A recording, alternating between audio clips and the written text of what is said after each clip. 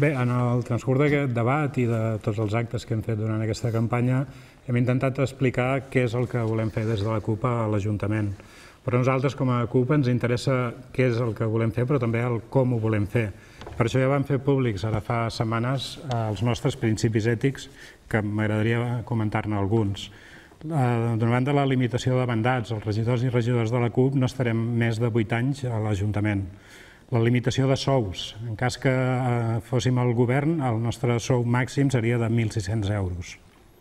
No hi haurà duplicitat de càrrecs, excepte en els casos en què sigui imprescindible per qüestions legals.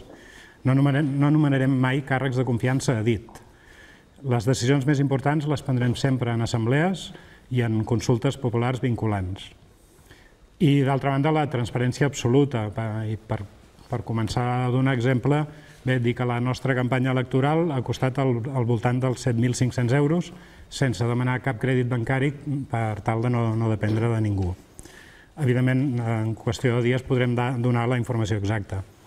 Com a candidatura d'esquerres independentista volem fer una política de cara a l'alliberament personal, però també de cara a l'alliberament nacional.